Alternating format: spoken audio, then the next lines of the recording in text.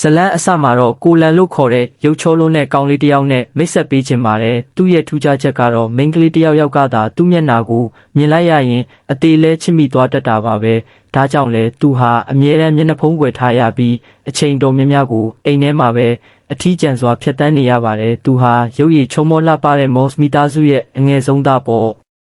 ကိုလန်ရဲ့အကိုဖြစ်သူအိုကတ်စ်ကလည်းဆိုရှယ်မီဒီယာမှာ follower တန်းနဲ့ချီရှိတဲ့ဆယ်လီတစ်ယောက်ပါ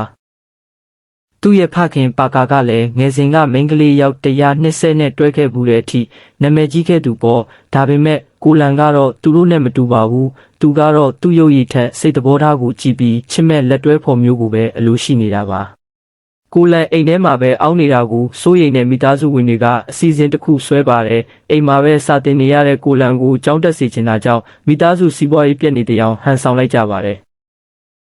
ဒီလိုနဲ့ကိုလန်ဟာမိသားစုအတွက်ဆိုပြီးယောက်ျားလေးတီးတန့်ကျောင်းတစ်ကျောင်းကိုတက်ဖို့သဘောတူလိုက်ရပါတော့တယ်။ကျောင်းရောက်တဲ့နေ့မှာကိုလန်ကသူ့ရဲ့ဆွဲဆောင်မှုကိုဖုံးကွယ်ဖို့အုတ်ထုတ်ဆောင်ထားပေမဲ့ဆရာမကချွတ်ခိုင်းရာကနေပြဿနာစပါတော့တယ်။သူ့မျက်နှာကိုမြင်လိုက်ရတဲ့ဆရာမဟာထိမ့်မနိုင်သိမ့်မရပြုံးရမိပြီးဆေးရုံတင်လိုက်ရတဲ့အထိဖြစ်သွားပါတယ်။ဒီသတင်းဟာတစ်ကျောင်းလုံးပြန့်သွားပြီးကျောင်းကလူမိုက်အုပ်စုဖြစ်တဲ့ Three Toys ကကိုလန်ကိုဖမ်းခေါ်သွားပါတယ်။လူမိုက်ကောင်းဆောင်စီတီကကိုလန်ကိုမိန်းကလေးကျောင်းကနာမည်ကြီးမော်တဲ့အာမန်ဒါစီကိုသူတို့ရဲ့ကပွဲဖိတ်စာသွားပေးဖို့အကြက်ကင်ပါတယ်ဒီလုပ်ငန်းစဉ်မှာကိုလန်ဟာစိတ်ထားကောင်းတဲ့ကေပိုဆိုသူနဲ့ခင်မင်ခွင့်ရခဲ့ပါတယ်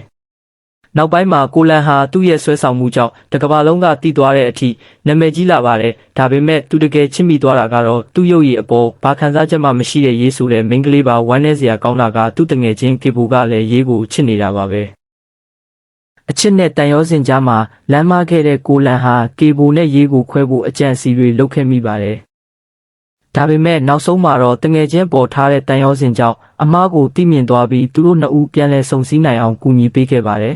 ။ဇလန်းအဆုံးမှာတော့ကေဘိုနဲ့ရေးတို့ချစ်သူတွေဖြစ်သွားကြပြီးကိုလန်လည်းအာမန်ဒါနဲ့အတူကျောင်းရဲ့ကပွဲဘရင်နဲ့မိဖုရားအဖြစ်ရွေးချယ်ခံခဲ့ရပါတယ်။ကိုလန်တယောက်တငယ်ချင်းကောင်းကိုပြန်လည်ရရှိသွားသလိုမိသားစုနဲ့လည်းပျော်ပျော်ရွှင်ရွှင်ပြန်လည်ဆုံစည်းသွားနိုင်ခဲ့ပါတယ်